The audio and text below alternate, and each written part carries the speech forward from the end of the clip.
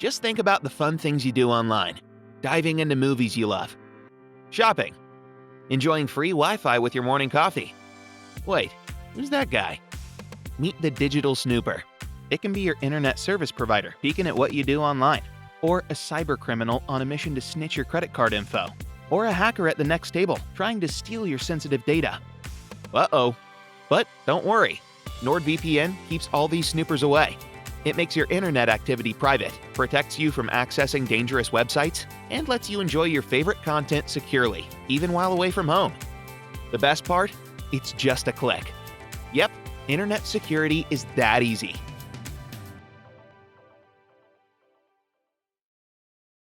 Today's episode is called Bedloe's Successor. Homer Bedloe, arch enemy of the Hooterville Cannonball, returns in abject disgrace and poverty to Hooterville Valley. Original airdate, November 30th, 1965.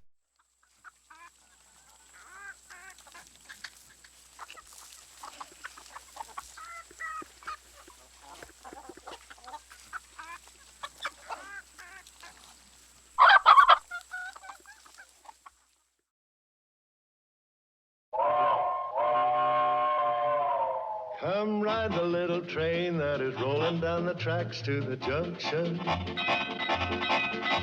Forget about your cares, it is time to relax at the junction. Lots of curves, you bet, and even more when you get to the junction. Petticoat Junction. There's a little hotel called the Shady Rest at the junction. Petticoat Junction. It is run by Kate. Come and be her guest at the junction. Petticoat Junction. And that's Uncle Joe. He's a moving kind of slow at the junction. Petticoat Junction.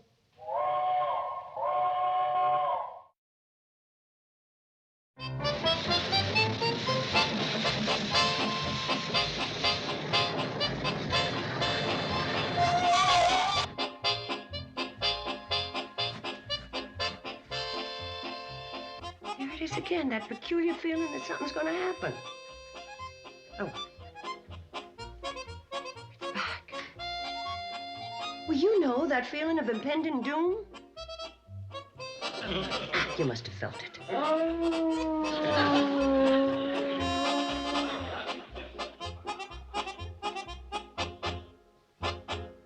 What a beautiful morning. Yeah, real second piece of pie weather. Joe, do you feel something strange? You still harping on that silly female premonition? Trouble you women is you ain't got enough to keep you busy. Look at me. If you was active like I am, you wouldn't have time to worry about that nonsense. It's worse this time. Something's going to happen. What's gonna happen? Well, I can't quite pin it down, but it's somewhere between a calamity and a disaster. Homer Bedloe. May I have a room, please? I was wrong. It's beyond a disaster. It's a catastrophe. Hi, Bedloe. Does the lead locust know you broke out of the pack? Evidently, my arrival has taken you by surprise. Yes. Usually we get a whiff of brimstone and you appear in a puff of smoke. Once, Miss Bradley, my black little heart would have swelled with pride at your praise. But behold, I'm defeated, a failure. Let me be the first to kick you while you're down. Why, did the little orphans expose your plot to put an octopus in their wading pool? Please, Mrs. Bradley, all I ask in this, my darkest hour, is sanctuary. Why would an important man like the vice president of the CNFW Railroad stoop so low as to want a room in a miserable, isolated, termite-ridden hovel? Isn't that what you called it? No, I call it a miserable, isolated, termite-ridden fire trap. That's what Well, that's right. That's what you called it. Oh, I mean, Mrs. Bradley, please, whatever I said, just give me a room. We can put him in number 8. One where the ceiling collapsed after the last rain, the papers peeling off the walls. Anything, only just an address where I can receive my unemployment checks, where I can pass the last few remaining years of my dreary and useless life. I'm torturing myself by looking out this window. at that little train, the Cannonball. It will race by, mocking me with its sneering whistle, a whistle which seems to say, there sits Homer Bedloe, the fake that fizzled. Bravo, bravo. That's the best performance you've put on to date. Oh, I'm not acting, Mr. Carson. Here, Mrs. Bradley. Here's my last $10. Please, give me number 8. No, we're all full up, and we're going to be that way for some time. We'll just fluff up a few rags in the hall, lay out some old newspapers in the coal bin, anything to rest this human debris. Homer Bedloe, every time you come around here, we have trouble. Believe me, Mrs. Bradley, I couldn't do you any harm if I wanted to. Norman Curtis, the president of the railroad, has pulled my claws, extracted my fangs, and sold me down the river. What does that mean? I've been fired. What? Well, total disgrace. They forced me to watch while they ripped my name off the office door and put up my successors. Wilbur Goodfellow. So, Norman Curtis finally saw through you. Well, you should see the man they put in my chair. Has Wilbur Goodfellow got evil, squinty little eyes like I have? No. His are frank and clear and open and blue. Is he lean and wiry and weasel-like like me? No. He's big and strong and kind and generous like a St. Bernard. And short. He's repulsive. Pardon me.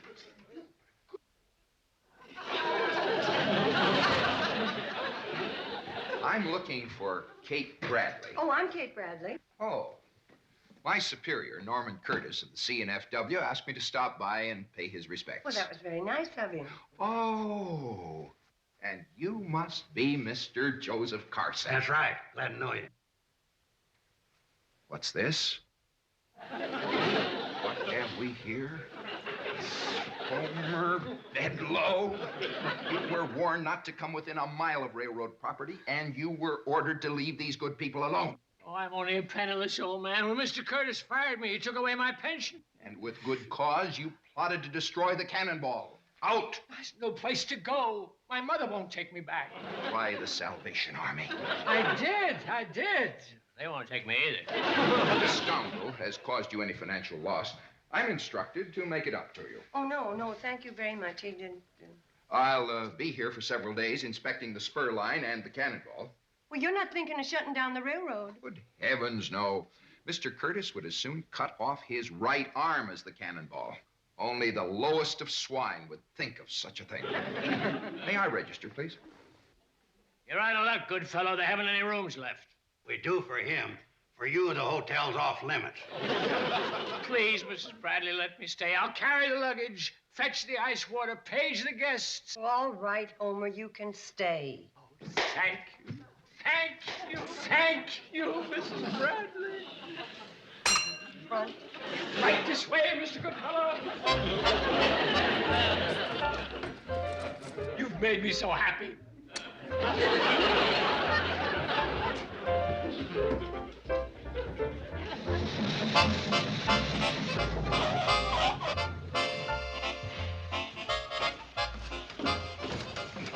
This is a fine train you have here, Mr. Smoot. Believe me, this is railroading at its best.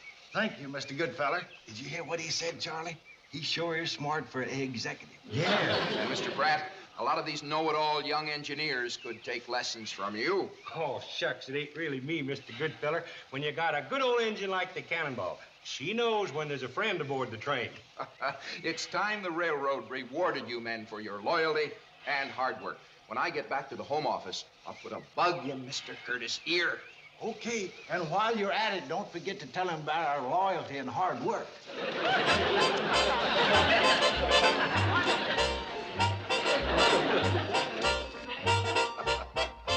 And that's only the beginning. I'm going to have the locomotive overhauled, the entire train repainted, the road bed repaired. Wow, that's marvelous. I've already ordered new uniforms for Floyd and Charlie, and here, Mrs. Bradley, let me do that. New uniforms. The way I look at it is every dollar spent on the Cannonball will return 100-fold. Oh, Mr. Goodfellow, you shouldn't be doing that. Why not? Well, what would Mr. Curtis say if he saw his new vice president sweeping a porch? He'd say, good fellow, I outrank you. Give me that broom. Gee, Mr. Goodfellow, I thought all railroad vice presidents were rat things. Oh, you'll have to excuse Betty Jo's language. What she meant to say was that the only vice president she's ever known was rat fink. No need to eavesdrop, Bedloe. And I'll say this right to your rat-think face. I see an era of booming prosperity ahead for this community, and I want the C&FW Railroad to have a part in it. Oh, those words burn like a red-hot poker. My dream of a desolate valley trampled in the dust. And I'm not leaving the shady rest out of my plans.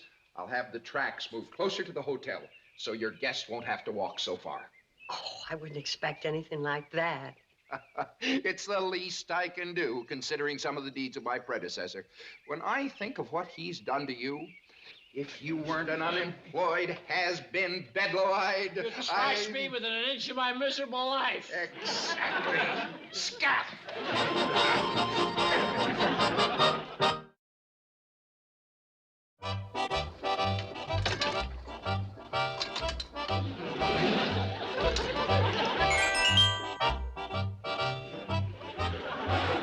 Charlie, you sure look like a first-class engineer.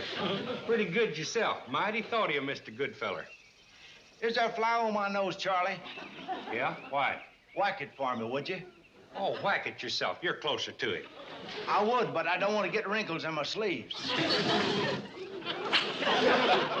Charlie, what are you doing? Nothing. Charlie wouldn't hurt a fly. Yeah, I'll tell you another thing he wouldn't do.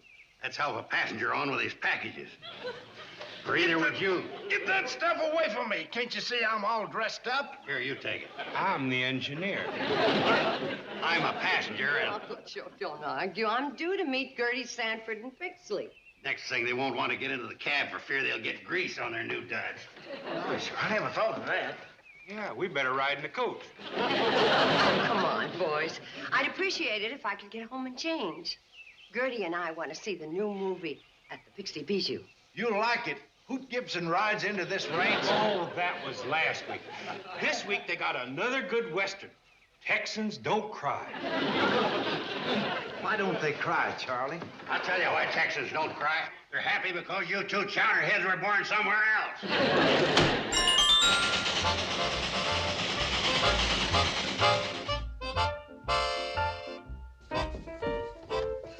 Oh, hey, can you give me a hand with these? They're heavy. As soon as I take Mr. Kimberly his lunch. Might look nice, Mom. Thank you, dear. Why don't you try this way, honey? Have a good time. Thank you, dear. I will. Betty Joe, those are too heavy. Get Uncle Joe to help you with them. He already did. He told me how to lift them without breaking my back. Will you put those down? Too much work to be done around here. I'm not going to Pixley. You've got to. Mrs. Sanford's expecting you. I just don't feel right about skipping out to a movie when the hotel's full of guests. Mom, when there are no guests, you can't go because we're broke. And when there are guests, you can't go because there's too much work. Just about the size of it. The trouble with you is you don't know how to put other people in charge. Oh, is that my trouble? Well, you don't see Conrad Hilton missing a good movie because his hotels are full up. And he wouldn't. Mom! Mom! Betty Joe! Look what Mr. Kimberly gave me. $1. He says he just loves the service at the Shady Ranch. Out of my way, Bobby Joe. These are Mr. Kimberly's bags. Well, I just discovered a new vitamin. Money. All right. Stop your whining. You'll get your bone. Uncle Joe? Yeah? I'm going into Pixley now. The girls will get dinner for you and the guests. You and Gertie have a good time. Don't worry about us. All right, here's your bone. Now shut up. Bone? But the dog's in here. What do you... Oh, Uncle Joe, you're not... Thank you, you generous people. Mr. Bedloe, go in the kitchen and eat at the table. Uncle Joe? Uncle Joe, how could you toss him that bone? Oh, don't worry, Kate. We got a better one for the dog. I want you to understand this. Anyone under my roof is to be treated as a human being, even if it is Mr. Bedloe. I haven't any money and my rent's overdue. We'll carry on the cuff until your unemployment check arrives. I'm not worthy of such kindness. I gotta go now. The train is waiting. And Mr. Bedloe, help yourself to the icebox. You're making a mistake, Kate. There's nothing more treacherous than an unemployed cobra. Joe, give Mr. Bedloe a chance. Now that he's lost his influence, it could be the beginning of his metamorphosis. Metamorphosis. Now, that's sinking pretty low, getting sick so we have to quarantine the hotel. Just when business is good, too. Oh, no, Uncle Joe. You see, I don't have time to explain. Now, there you are, you Mercy, what is that? Oh, save me, Mrs. Bradley, save me! It's a good thing I came in that back door just as I did. There he was with his scrawny hands deep in your potato salad. You just can't trust that miserable ingrate. Oh, no, it's all right, Mr. Goodfellow. I gave that miserable ingrate permission. Yeah, I told you so. Your trust is misplaced, Mrs. Bradley. Mr. Goodfellow's right, Kate. Remember, a vulture never changes his spots. All right, Bedloe. But as long as we're under the same roof, keep out of my way. I can't stand the sight of you. Ah! Enjoy your evening out, Mrs. Bradley. He was a fine, upstanding man. Yeah. I thought when they made me, they broke the mold. I was wrong. There goes another Joe Carson. One is plenty, thank you.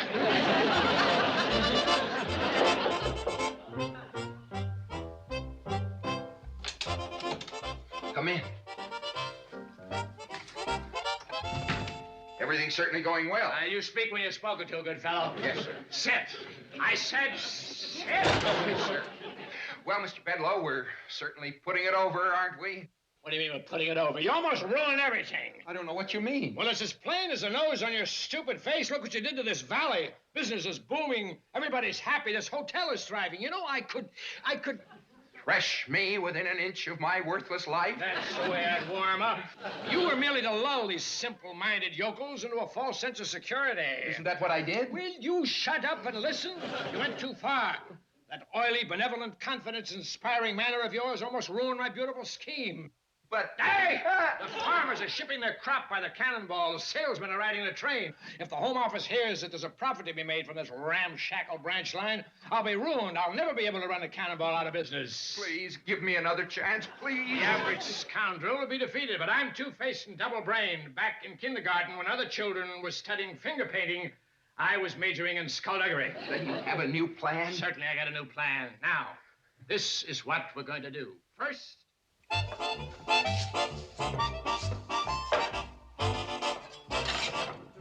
Keep coming, Mom. Over easy for Mr. Smith, scramble 3 for Mr. Bryan, base 2 for Mrs. Milford, and sunny side up for Mr. Goodfellow. Hey, Kate. Got another order for room service. Miss Canby wants ham and eggs, over easy rye, toast, orange juice, and a pot of coffee. But I just gave you Mrs. Canby's breakfast. Smells so good I ate it on the way. Joe. Oh, say, you haven't told us about your big night in Pixley. Yeah, Mom, how was the movie? Oh, the movie. Yeah, how was it? What was it about? We gotta dish up the food. Get the tray. Just tell me what it was about. Well, it was about this woman who had a very bright, attractive daughter. And? Well, this woman was trying to feed her guests. And all the bright, attractive daughter wanted to do was to stand around gabbing and gabbing.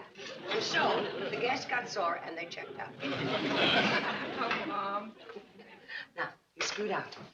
Mom, guess what? Well, I shouldn't guess. Well, explain it, Mr. Goodfellow. Well, perhaps some other time. Your mother's busy. Oh, go on and tell her. What is it, Mr. Goodfellow?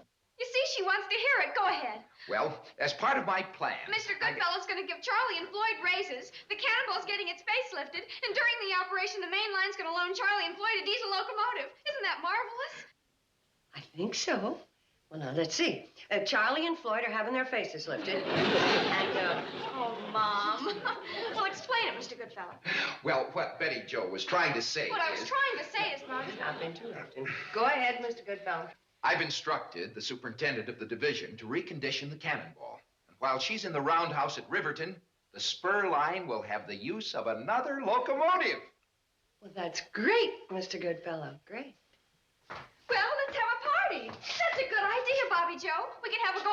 party for the cannonball. And another one when it comes back all bright and shiny. If you make ice cream, I'll turn the freezer. Now, girls, We've just got to have a party for the cannonball. Well, Mr. Goodfellow, since you're responsible for all this, would you be the guest of honor? Why, I'd be delighted.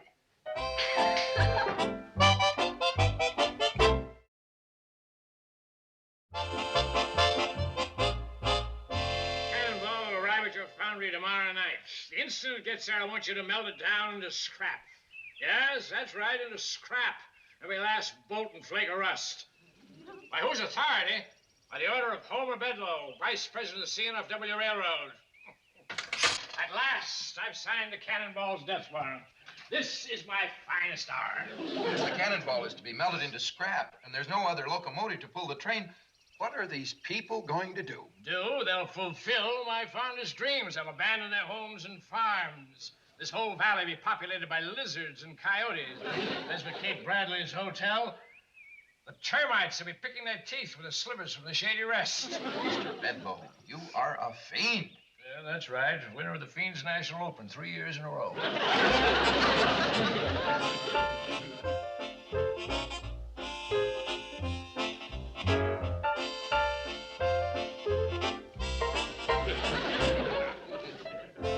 This here occasion calls for a speech.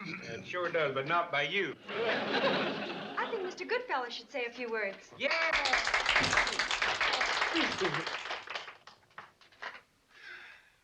My dear friends,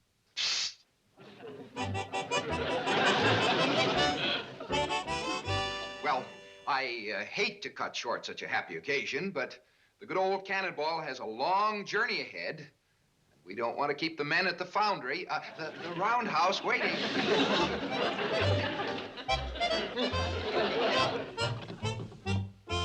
Floyd and me's got to get the old girl on the way to the beauty parlor. Well, first I have a surprise for everybody. Some rare old movies of the Cannonball. Movies of the cannonball? Oh, where'd you get them, Mom? Well, remember the other night when I went to the movies in Fixley with Gertie? Well, my old friend, the projectionist, Squint Whitaker, loaned me the film, and along with that, a projector.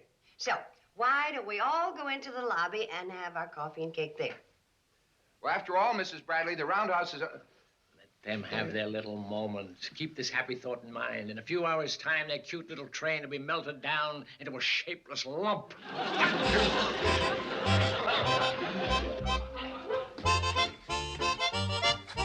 Here, we're all ready to start. Bobby Joe, turn out the lights. Now, the first scene shows the Cannonball bringing the governor to Hooterville on July 4th, 1916. Oh, my goodness. How could Squint Whitaker get the film so mixed up? That's not the Cannonball.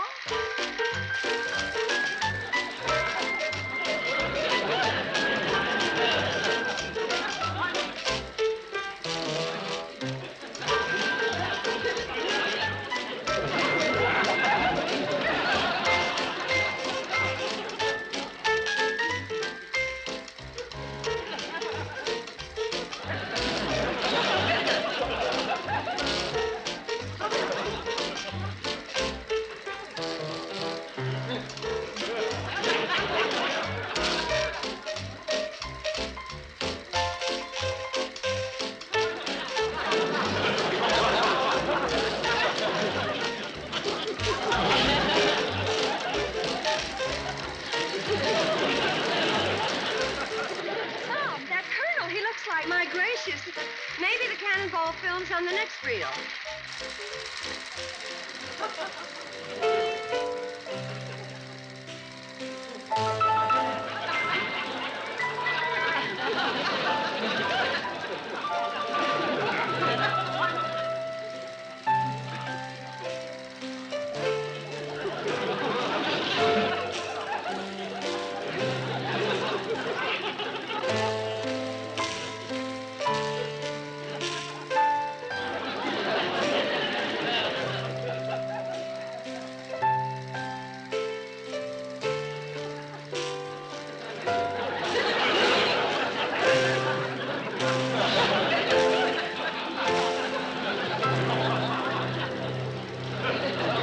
You tricked me. You assured me you hadn't made a picture in years. How was I to know they'd be shown in Pixley? Why, they're too old even for television. Back to Hollywood, you ham.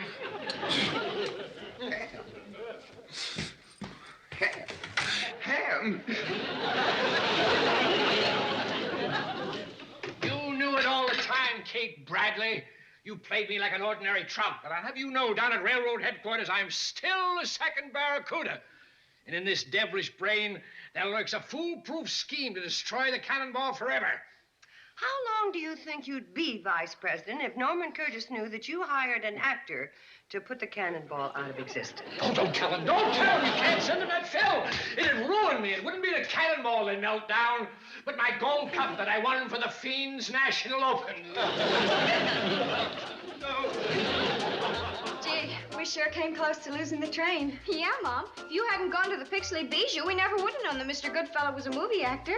Well, it was sheer luck, those particular movies being on the bill. You know, a coincidence like that wouldn't happen again in a million years. Excuse me. I wonder if I might have a room.